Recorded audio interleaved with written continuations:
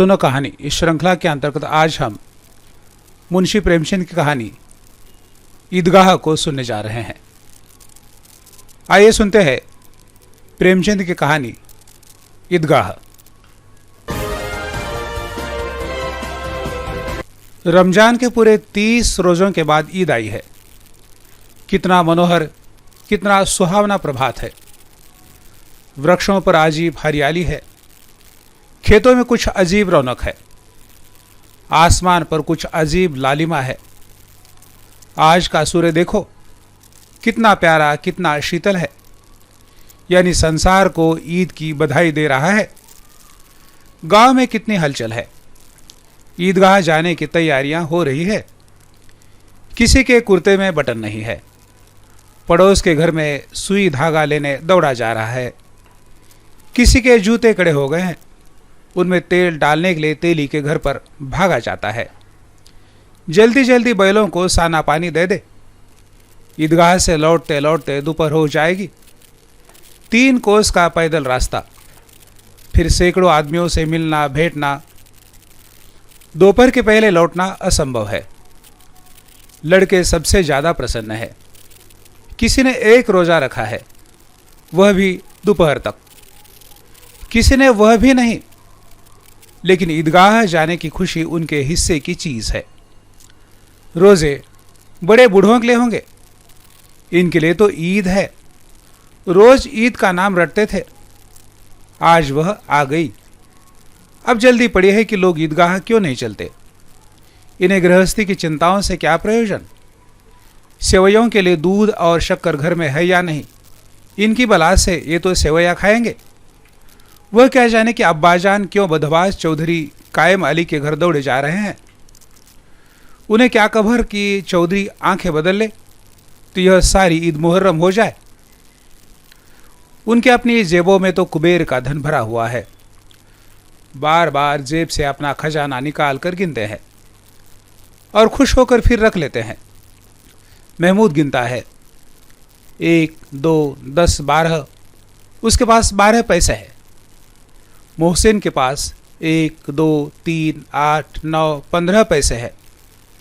इन्हीं अनगिनत पैसों में अनगिनत चीजें लाएंगे। खिलौने, मिठाइयाँ, बिगुल, गेंद और जाने क्या क्या। और सबसे ज्यादा प्रसन्न है हामिद। वो 4-5 साल का गरीब सूरत दुबला पतला लड़का, जिसका बाप गत वर्ष हैजे की भेंट हो गया और माँ न जाने क्यों पीली होती होती एक दिन मर गई। किसी को नहीं पता क्या बीमारी है। कहती तो कौन सुनने वाला था। दिल पर जो कुछ बीतती थी वह दिल में ही सहती थी, और जब न सहा गया तो संसार से विदा हो गई। अब हामिद अपनी बूढ़ी दादी अमीना की गोद में सोता है और उतना ही प्रसन्न है। उसके अब्बाजान रुपये कमाने गए हैं, बहुत सी थैलियां लेकर आएंगे। अम्मी जान अल्लाह मियाँ के घर से उसके लिए बड़ी अच्छी चीज़ें लाने गई है, इसलिए हामिद प्रसन्न है।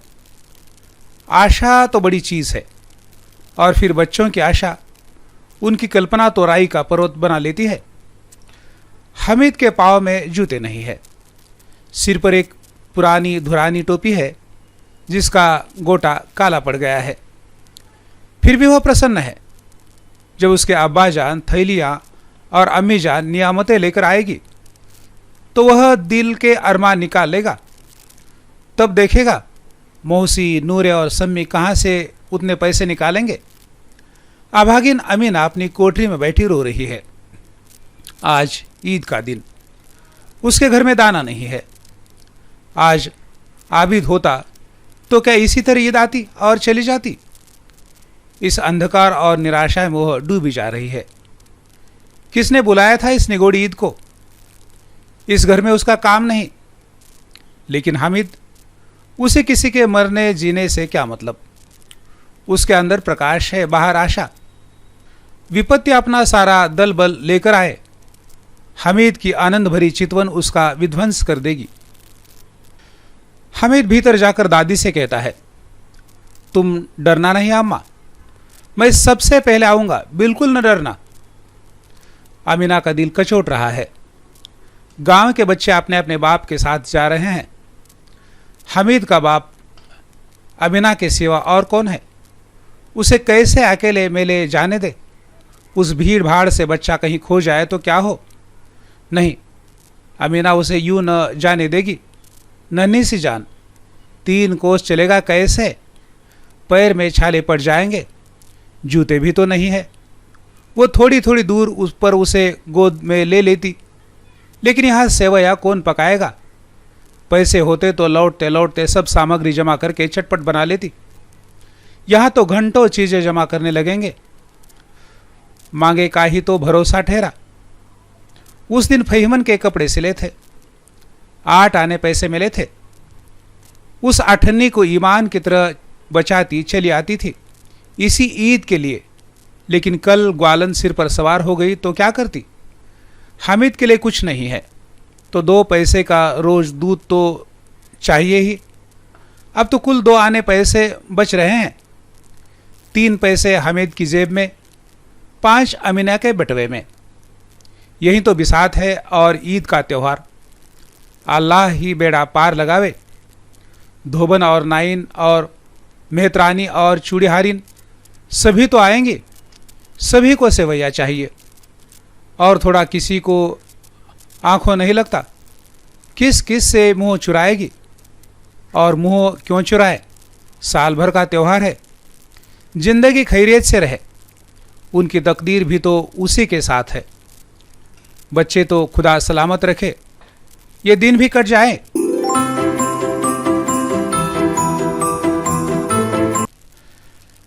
गांव से मेला चला और बच्चों के साथ हामिद भी जा रहा था। कभी सबके सब दौड़कर आगे निकल जाते, फिर किसी पेड़ के नीचे खड़े होकर साथ वालों का इंतजार करते। ये लोग क्यों इतना धीरे धीरे चल रहे हैं? हामिद के पैरों में तो जैसे पर लग गए हैं। वह कभी थक सकता है? शहर का दामन आ गया। सड़क के दोनों ओर अमीरों के बगीचे हैं। पक्की 4 दीवारी बनी हुई है। पेड़ों में आम और लीचियां लगी हुई है। कभी कभी कोई लड़का कंकड़ी उठाकर आम पर निशाना लगाता है। माली अंदर से गाली देता हुआ निकलता है। लड़के वहां से 1 फरलांग पर है, खूब हंस रहे हैं। माली को कैसे उल्लू बनाया। बड़ी बड़ी इमारतें आने लगी। यह अदालत है, यह कॉलेज है, यह क्लब घर है। इतने बड़े कॉलेज में कितने लड़के पढ़ते होंगे? सब लड़के नहीं है जी, बड़े बड़े आदमी हैं सच, उनकी बड़ी बड़ी मूछें हैं। इतने बड़े हो गए हैं, अभी तक पढ़ने जाते हैं। न जाने कब तक पढ़ेंगे और क्या करेंगे इतना पढ़कर।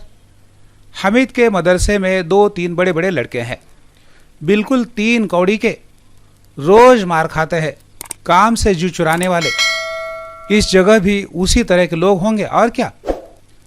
क्लब घर में जादू होता है, सुना है यहाँ मुर्दों की खोपड़ियाँ दौड़ती है और बड़े बड़े तमाशे होते हैं, पर किसी को अंदर नहीं जाने देते। और वहाँ शाम को साहब लोग खेलते हैं, बड़े बड़े आदमी खेलते हैं, मूँछों दाढ़ी वाले। और मैमे भी खेलती है सच। हमारी अम्मा को वह दे दो, क्या नाम है, बैट, तो उसे पकड़ ही नहीं सके, घुमाते ही लुढ़क जाए। महमूद ने कहा, हमारी अम्मी जान का तो हाथ कांपने लगे, अल्लाह कसम। मोहसिन बोला, चलो मनो आटा पीस डालती है, जरा सा बैट पकड़ लेगी तो हाथ कांपने लगेंगे। सैकड़ों घड़े पानी रोज निकालती है, 5 घड़े तो तेरी भैंस पी जाती है। किसी मेम को 1 घड़ा पानी भरना पड़े तो आंखें तले अंधेरा आ जाए।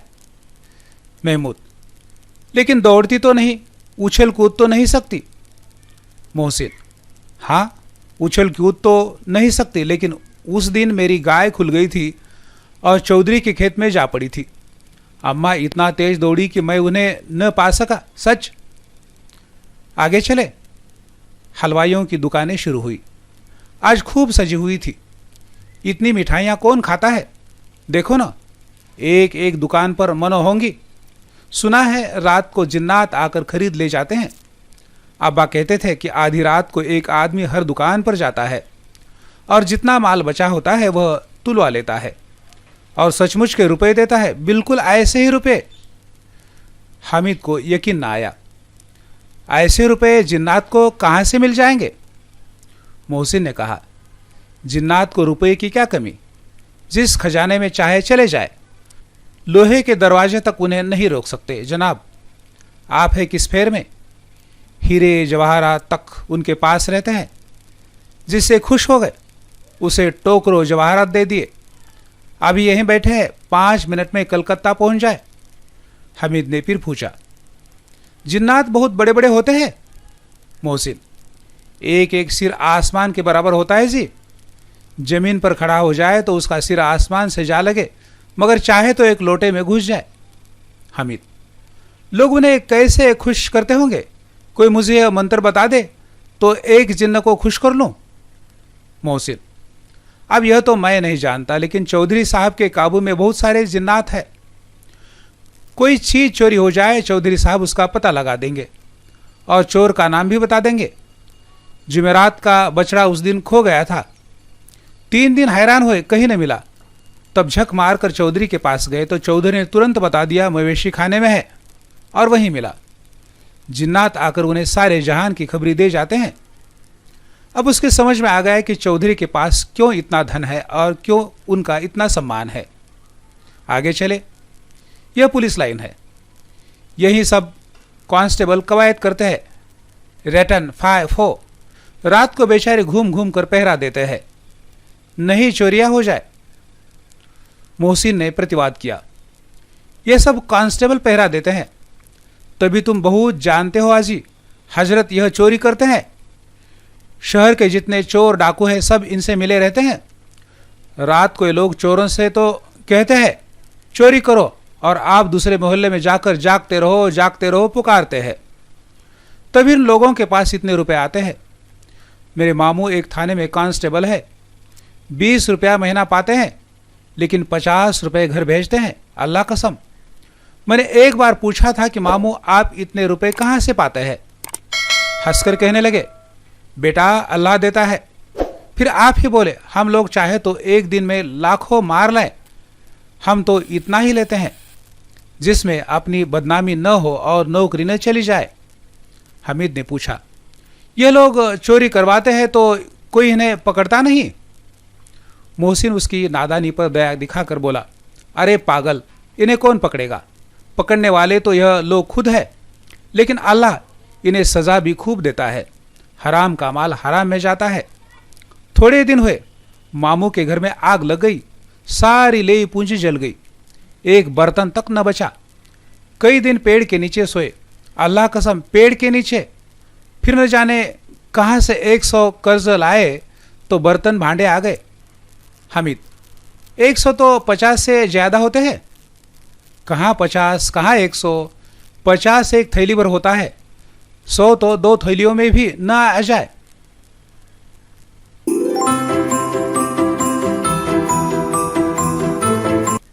अब बस्ती घनी होने लगी। ईदगाह जाने वालों की टोलियां नजर आने लगी, एक से एक भड़कीले वस्त्र पहने हुए। कोई इक्के तांगे पर सवार, कोई मोटर पर, सभी इत्र से बसे, सभी के दिलों में उमंग। ग्रामीणों का यह छोटा सा दल अपनी विपन्नता से बेखबर संतोष और धैर्य में मगन चला जा रहा था। बच्चों के लिए नगर की सभी चीजें अनोखी थी। जिस चीज को ताकते ताकते ही रह जाते, और पीछे से बार बार हॉर्न की आवाज होने पर भी न चेतते। हामिद तो मोटर के नीचे जाते जाते बचा। सहसा ईदगाह नजर आई। ऊपर इमली के घने वृक्षों की छाया है, नीचे पक्का फर्श है जिस पर जाजिम बिछा हुआ है, और रोजेदारों की पंक्तियां एक के पीछे एक न जाने कहां तक चली गई है, पक्के जगत के नीचे तक, जहां जाजिम भी नहीं है। नए आने वाले आकर पीछे की कतार में खड़े हो जाते हैं। आगे जगह नहीं है। यहां कोई धन और पद नहीं देखता। इस्लाम की निगाह में सब बराबर है। इन ग्रामीणों ने भी वजू किया और पिछली पंक्ति में खड़े हो गए। कितना सुंदर संचालन है, कितनी सुंदर व्यवस्था। लाखों सिर एक साथ सजदे में झुक जाते हैं, फिर सब के सब एक साथ खड़े हो जाते हैं, एक साथ झुकते हैं और एक साथ घुटनों के बल बैठ जाते हैं। कई बार यही क्रिया होती है। जैसे बिजली की लाखों बत्तियां एक साथ प्रदीप्त हो और एक साथ बुझ जाए। और यही क्रम चलता रहा। कितना अपूर्व दृश्य था, जिसकी सामूहिक क्रियाएं, विस्तार और अनंतता हृदय को श्रद्धा, गर्व और आत्मानंद से भर देती थी। मानो भ्रातृत्व का एक सूत्र इन समस्त आत्माओं को एक लड़ी में पिरोए हुए था। नमाज खत्म हो गई है, लोग आपस में गले मिल रहे हैं। मिठाई और खिलौने की दुकान पर धावा होता है। ग्रामीणों का यह दल इस विषय में बालकों से कम उत्साही नहीं है। यह देखो, हिंडोला है, 1 पैसा देकर चढ़ जाओ। कभी आसमान पर जाते हुए मालूम होंगे, कभी जमीन पर गिरते हुए। यह चरखी है, लकड़ी के हाथी, घोड़े, ऊंट छड़ों में लटके हुए हैं। 1 पैसा देकर बैठ जाओ और 25 चक्कर का मजा लो। महमूद और मोहसिन और नूरे और सम्मी इन घोड़ों और ऊंटों पर बैठते हैं। हामिद दूर खड़ा है। 3 ही पैसे तो उसके पास है। अपने कोष का 1/3 जरा सा चक्कर खाने के लिए नहीं दे सकता। सब चरखियों से उतरते हैं। अब खिलौने लेंगे। इधर दुकानों की कतार लगी हुए, तरह तरह के खिलौने हैं। सिपाही और गुजरिया, राजा और वकील, भिश्ती और धोबन और साधु। वाह, कितने सुंदर खिलौने हैं। अब बोला ही चाहते हैं। महमूद सिपाही लेता है, खाकी वर्दी और लाल पगड़ी वाला, कंधे पर बंदूक रखे हुए, मालूम होता है अभी कवायद किए चला आ रहा है। मोहसिन को भिश्ती पसंद आया। कमर झुकी हुई है, ऊपर मशक रखे हुए हैं। मशक का मुंह एक हाथ से पकड़े हुए हैं। कितना प्रसन्न है, शायद कोई गीत गा रहा है। बस मशक से पानी उड़ेलना ही चाहता है। नूरे को वकील से प्रेम है। कैसी विद्वत्ता है उसके मुख पर। काला चोंगा, नीचे सफेद अचकन, अचकन के सामने की जेब में घड़ी, सुनहरी जंजीर, एक हाथ में कानून का पोथा लिए हुए। मालूम होता है अभी किसी अदालत से जिरह या बहस किए चले आ रहे हैं। बस सब 2-2 पैसों के खिलौने हैं। हमीद के पास कुल 3 पैसे हैं। इतने महंगे खिलौने वह कैसे ले? खिलौना कहीं हाथ से छूट पड़े तो चूर चूर हो जाए, जरा पानी पड़े तो सारा रंग धुल जाए। ऐसे खिलौने लेकर वह क्या करेगा, किस काम के? मोहसिन कहता है मेरा भिश्ती रोज पानी दे जाएगा सांझ सवेरे। महमूद, और मेरा सिपाही घर का पहरा देगा, कोई चोर आएगा तो फौरन बंदूक से फायर कर देगा। नूरे, और मेरा वकील साहब खूब मुकदमा लड़ेगा। सम्मी, और मेरी धोबन रोज कपड़े धोएगी।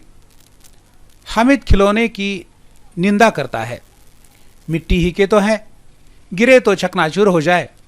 लेकिन ललचाई हुई आंखों से खिलौनों को देख रहा है और चाहता है कि जरा देर के लिए उन्हें हाथ में ले सकता। उसके हाथ अनायास ही लपकते हैं। लेकिन लड़के इतने त्यागी नहीं होते हैं, विशेषकर जब अभी नया शौक है। हामिद ललचाए रह जाता है। खिलौना के बाद मिठाइयाँ आती है। किसी ने रेवड़ियाँ ली है, किसी ने गुलाब जामुन, किसी ने सोहन हलवा। मज़े से खा रहे हैं। हामिद उनकी बिरादरी से पृथक है। अभागे के पास 3 पैसे है, क्यों नहीं कुछ लेकर खाता?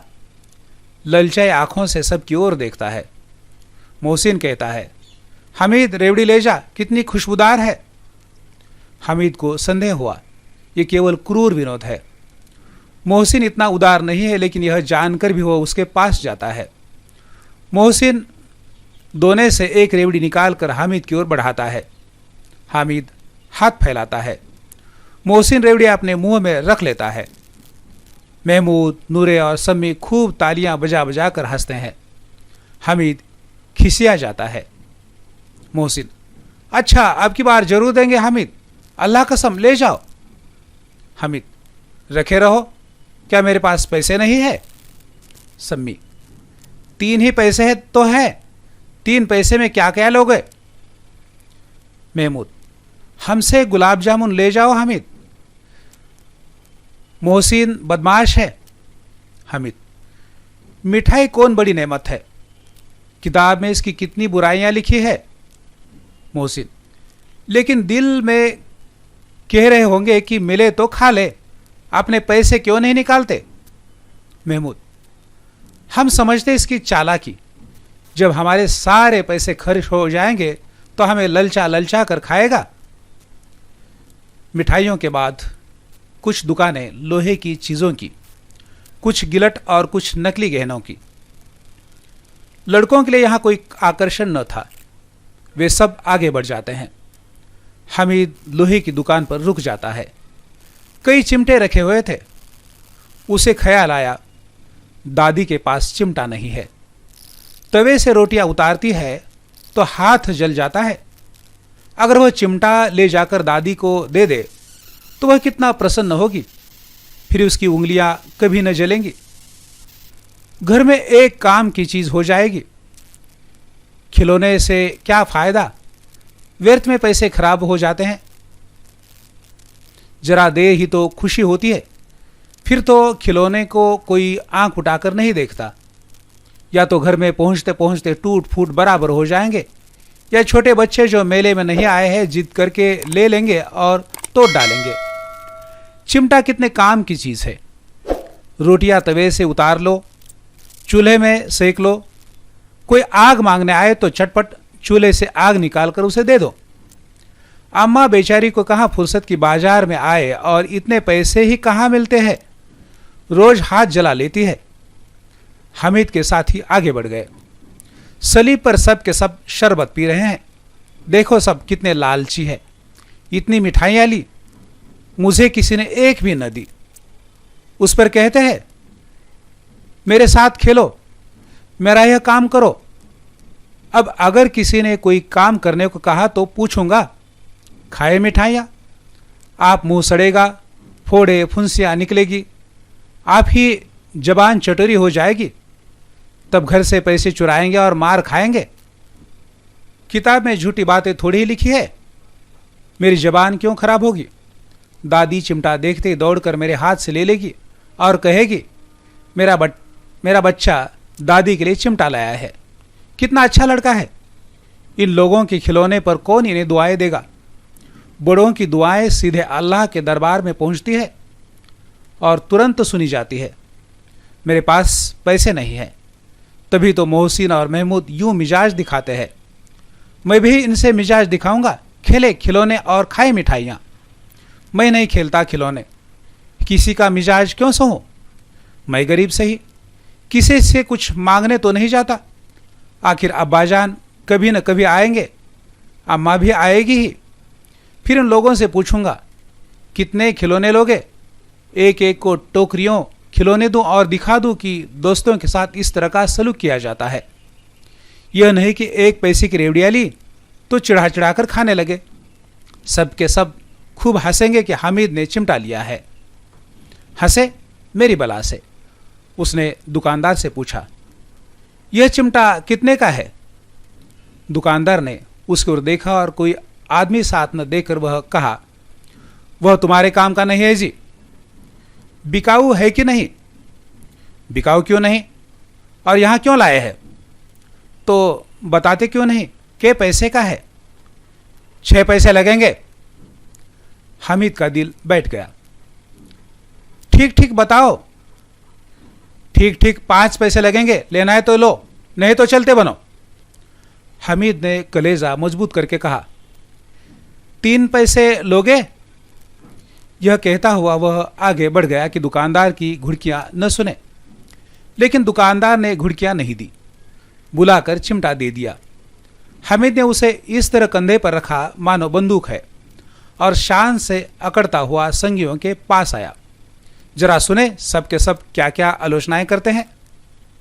मोहसिन ने हंसकर कहा, यह चिमटा क्यों लाया पगले, इसे क्या करेगा। हामिद ने चिमटे को जमीन पर पटक कर कहा, जरा अपना भिश्ती जमीन पर गिरा दो, सारी पसलियां चूर चूर हो जाए बच्चों। महमूद बोला, तो ये चिमटा कोई खिलौना है। हामिद, खिलौना क्यों नहीं, अभी कंधे पर रखा बंदूक हो गई, हाथ में ले लिया फकीरों का चिमटा हो गया। चाहूं तो इसे मजीरे का काम ले सकता हूं। एक चिमटा जमा दूं तो तुम लोगों के सारे खिलौने की जान निकल जाए। तुम्हारे खिलौने कितना ही जोर लगाए, मेरे चिमटे का बाल भी बाका नहीं कर सकते। मेरा बहादुर शेर है चिमटा। सम्मी ने खंजरी ली थी। प्रभावित होकर बोला, मेरी खंजरी से बदलोगे? 2 आने की है। हामिद ने खंजरी की ओर उपेक्षा से देखा। मेरा चिमटा चाहे तो तुम्हारी खंजरी का पेट फाड़ डाले। बस एक चमड़े की झिल्ली लगा दी। ढप ढप बोलने लगी। जरा सा पानी लग जाए तो खत्म हो जाए। मेरा बहादुर चिमटा आग में, पानी में, आंधी में, तूफान में बराबर डटा खड़ा रहेगा। चिमटे ने सभी को मोहित कर लिया। अब पैसे किसके पास धरे हैं? फिर मेले से दूर निकल आए हैं। 9 कब के बज गए। धूप तेज हो रही है। घर पहुंचने की जल्दी हो रही है। बाप से जिद भी करे तो चिमटा नहीं मिल सकता। हामिद है बड़ा चालाक, इसलिए बदमाश ने अपने पैसे बचा कर रखे थे। अब बालकों के 2 दल हो गए। मोहसिन, महमूद, सम्मी और नूरे एक तरफ है, हामिद अकेला दूसरी तरफ। शास्त्रार्थ हो रहा है। सम्मी तो विधर्मी हो गया, दूसरे पक्ष से जा मिला। लेकिन मोहसिन, महमूद और नूरे भी हामिद से एक एक 2 साल बड़े होने पर भी हामिद के आघातों से आतंकित हो उठे हैं। उसके पास न्याय का बल है और नीति की शक्ति है। एक और मिट्टी है तो दूसरी ओर लोहा। जो इस वक्त आपने को फौलाद कह रहा है वह अजय है, घातक है। अगर कोई शेर आ जाए तो मियाँ भिश्ती के छक्के छूट जाए। मियाँ सिपाही मिट्टी की बंदूक छोड़कर भागे। वकील साहब की नानी मर जाए, चोंगे में मुंह छुपाकर जमीन पर लेट जाए। मगर ये चिमटा, ये बहादुर, ये रुस्तम ए हिंद लपक कर शेर की गर्दन पर सवार हो जाएगा और उसकी आंखें निकाल लेगा। मोहसिन ने एड़ी चोटी का जोर लगाकर कहा, अच्छा, पानी तो नहीं भर सकता? हमीद ने चिमटे को सीधा खड़ा करके कहा, भिश्ती को एक डांट लगाए तो दौड़ा हुआ पानी लाकर उसके द्वार पर छिड़कने लगेगा। मोहसिन परास्त हो गया, पर महमूद ने कुमक पहुंचाई, अगर बच्चा पकड़ जाए तो अदालत में बंधे बंधे फिरेगा, तब तो वकील साहब के पैरों पड़ेंगे। हामिद इस प्रबल तर्क का जवाब न दे सका। उसने पूछा, हमें पकड़ने कौन आएगा? नूरे ने आकड़ कर कहा, यह सिपाही बंदूक वाला। हामिद ने मुंह चढ़ाकर कहा, यह बेचारा हम बहादुर रुस्तम हिंद को पकड़ेंगे? अच्छा लाओ, अभी जरा कुश्ती हो जाए। इसकी सूरत देखकर दूर से भागेंगे। पकड़ेंगे क्या बेचारे? मोहसिन को एक नई चोट सूझ गई। तुम्हारे चिमटे का मुंह रोज आग में जलेगा। उसने समझा था कि हामिद लाजवाब हो जाएगा, लेकिन यह बात न हुई। हामिद ने तुरंत जवाब दिया, आग में बहादुर ही कूदते हैं जनाब। तुम्हारे वकील, सिपाही और भिश्ती लोंडियों की तरह घर में घुस जाएंगे। आग में कूदना वह काम है जो यह रुस्तम ए हिंद ही कर सकता है। महमूद ने एक जोर लगाया, वकील साहब कुर्सी मेज पर बैठेंगे, तुम्हारा चिमटा तो बावर्ची खाने में जमीन पर पड़ा रहेगा। इस तर्क ने सम्मी और नूरे को भी सजीव कर दिया। कितने ठिकानों की बात कही है पट्टे ने। चिमटा बावर्ची खाने में पड़ा रहने के सिवा और क्या कर सकता है? हामिद को कोई फड़कता हुआ जवाब न सूझा। उसने धांधली शुरू की, मेरा चिमटा बावर्ची खाने में नहीं रहेगा। वकील साहब की कुर्सी पर बैठेंगे तो जाकर उन्हें जमीन पर पटक देगा और उनका कानून उनके पेट में डाल देगा। बात कुछ बनी नहीं, खाली गाली गलौज थी, लेकिन कानून के पेट में डालने वाली बात छा गई। ऐसी छा गई कि तीनों सुरमा मुंह ताकते रह गए, मानो कोई धेलचा कनकौवा किसी गंडे वाले कनकौवे को काट गया हो। कानून मुंह से बाहर निकालने वाली चीज है, उसको पेट के अंदर डाल दिया जाना बेतुकी सी बात होने पर भी कुछ नयापन रखती है। हामिद ने मैदान मार लिया। उसका चिमटा रुस्तम ए हिंद है। अब इसमें मोहसिन, महमूद, नूरे, सम्मी किसी को भी आपत्ति नहीं हो सकती। विजेता को हारने वालों से जो सत्कार मिलना स्वाभाविक है वह हामिद को भी मिला। औरों ने 3-3, 4-4 आने पैसे खर्च किए पर कोई काम की चीज न ले सके। हामिद ने 3 पैसे में रंग जमा लिया। सच ही तो है, खिलौनों का क्या भरोसा, टूट फूट जाएंगे। हामिद का चिमटा तो बना रहेगा बरसों। संधि की शर्तें तय होने लगी। मोहसिन ने कहा, जरा अपना चिमटा दो, हम भी देखें। तुम हमारा भिश्ती लेकर देखो। महमूद और नूरे ने भी आपने अपने खिलौने पेश किए। हामिद को इन शर्तों को मानने में कोई आपत्ति न थी। चिमटा बारी बारी से सबके हाथ में गया और उनके खिलौने बारी बारी से हामिद के हाथ में आए। कितने खूबसूरत खिलौने हैं। हामिद हारने वालों के आंसू पोंछे। मैं तुम्हें चिढ़ा रहा था, सच। यह चिमटा भला इन खिलौनों की क्या बराबरी करेगा? मालूम होता है। अब बोले, अब बोले। लेकिन मोहसिन की पार्टी को इस दिलासे से संतोष नहीं होता। चिमटे का सिक्का खूब बैठ गया है। चिपका हुआ टिकट अब पानी से नहीं छूट रहा है। मोहसिन, लेकिन इन खिलौनों के लिए कोई हमें दुआ तो न देगा? महमूद, दुआ के लिए फिरते हो, उल्टे मार न पड़े। अम्मा जरूर कहेगी कि मेले में यही मिट्टी के खिलौने मिले। हामिद को स्वीकार करना पड़ा कि खिलौनों को देखकर किसी की माँ इतनी खुश न होगी जितनी दादी चिमटे को देखकर होगी। 3 पैसे ही में तो उसे सब कुछ करना था और उन पैसों के इस उपयोग पर पछतावे की बिल्कुल जरूरत न थी। फिर अब तो चिमटा रुस्तम हिंद है और सभी खिलौने का बादशाह। रास्ते में महमूद को भूख लग गई। उसके बाप ने केले खाने को दिए। महमूद ने केवल हामिद को साझी बनाया। उसके अन्य मित्र मुंह ताकते रह गए। यह चिमटे का प्रसाद था।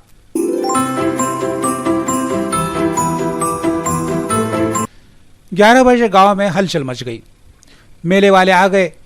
मोहसिन की छोटी बहन ने दौड़कर भिश्ती उसके हाथ से छीन लिया और हमारी खुशी के जा उछली।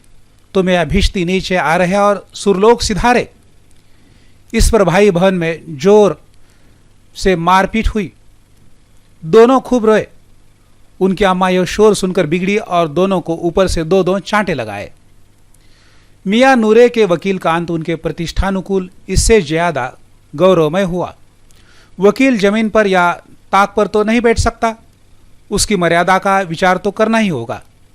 दीवार में खूंटियां गाड़ी गई। उन पर लकड़ी का एक पटरा रखा। पटरे पर कागज का कालीन बिछाया गया। वकील साहब राजा भोज की भांति सिंहासन पर विराजे। नूरे ने उन्हें पंखा झलना शुरू किया। अदालतों में खसखस की टट्टियां और बिजली के पंखे रहते हैं, क्या यहां मालूम पंखा भी न हो? कानून की गर्मी दिमाग पर चढ़ जाएगी कि नहीं? बांस का पंखा आया और नूरे हवा करने लगे। मालूम नहीं पंखे की हवा से या पंखे की चोट से वकील साहब स्वर्गलोक से मृत्युलोक में आ रहे हैं और उनका माटी का चोला माटी में मिल गया। फिर बड़े बड़े जोर से मातम हुआ और वकील साहब की अस्थि धूरे पर डाल दी गई। अब रहा महमूद का सिपाही। उसे चटपट गांव का पहरा देने का चार्ज मिल गया। लेकिन पुलिस का सिपाही कोई साधारण व्यक्ति नहीं जो अपने पैरों चले। वह पालकी पर चलेगा। एक टोकरी आई। उसमें कुछ लाल रंग के फटे पुराने चिथड़े बिछाए गए जिसमें सिपाही साहब आराम से लेटे। नूरे ने यह टोकरी उठाई और अपने द्वार का चक्कर लगाने लगे। उनके दोनों छोटे भाई सिपाही की तरफ से छोने वाले जागते लहो पुकारते चलने लगे। मगर रात तो अंधेरी ही होनी चाहिए। महमूद को ठोकर लग जाती है। टोकरी उसके हाथ से छूटकर गिर पड़ती है और मियाँ सिपाही अपनी बंदूक लिए जमीन पर आ जाते हैं। उनके एक टांग में विकार आ जाता है। महमूद को आज ज्ञात हुआ कि वह अच्छा डॉक्टर है। उसको ऐसा महरम मिल गया, उसने एक टूटी टांग को आनन फानन जोड़ सकता है। केवल गूलर का दूध चाहिए। गूलर का दूध आता है, टांग जोड़ दी जाती है। लेकिन सिपाही को जो ही खड़ा किया जाता, टांग जवाब दे जाती है। शल्य क्रिया असफल हुई तब उसकी दूसरी टांग भी तोड़ दी जाती है।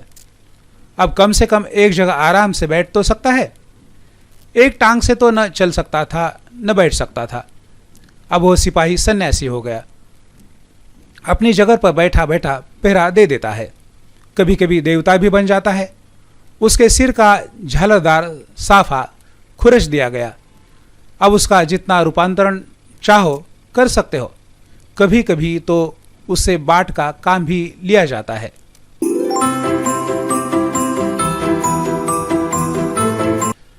अब मियाँ हामिद का हाल सुनिए। आमिना उसकी आवाज़ सुनते ही दौड़ी और उसे गोद में उठाकर प्यार करने लगी। सहसा उसके हाथ में चिमटा देखकर वो चौंकी। यह चिमटा कहाँ था? मैंने मोल लिया है। के पैसे में? 3 पैसे दिए। आमीना ने छाती पीट ली। ये कैसा बेसमझ लड़का है कि दोपहर हुई, कुछ खाया न पिया, लाया क्या? चिमटा? सारे मेले में तुझे और कोई चीज न मिली जो ये लोहे का चिमटा उठा लाया? हामिद ने अपराधी भाव से कहा, तुम्हारी उंगलियां तवे से जल जाती थी इसलिए मैंने इसे ले लिया। बुढ़िया का क्रोध तुरंत स्नेह में बदल गया, और स्नेह भी वह नहीं जो प्रगल्भ होता है और अपनी सारी कसक शब्दों में बिखेर देता है। यह मूक स्नेह था, खूब ठोस, रस और स्वाद से भरा हुआ। बच्चे में कितना त्याग, कितना सद्भाव और कितना विवेक है। दूसरों को खिलौना लेते और मिठाई खाते देखकर इसका मन कितना ललचाया होगा। इतना जब्त इससे हुआ कैसे? वहां भी से अपनी बुढ़िया दादी की याद बनी रही। आमीना का मन गदगद हो गया। और अब एक बड़ी विचित्र बात हुई, हामिद के इस चिमटे से भी विचित्र। बच्चे हामिद ने बूढ़े हामिद का पार्ट खेला था। बुढ़िया अमीना बालिका आमीना बन गई थी। वह रोने लगी, दामन फैलाकर हामिद को दुआएं देती जाती थी और आंसू की बड़ी बड़ी बूंदें गिराती जाती थी। हामिद इसका रहस्य क्या समझता?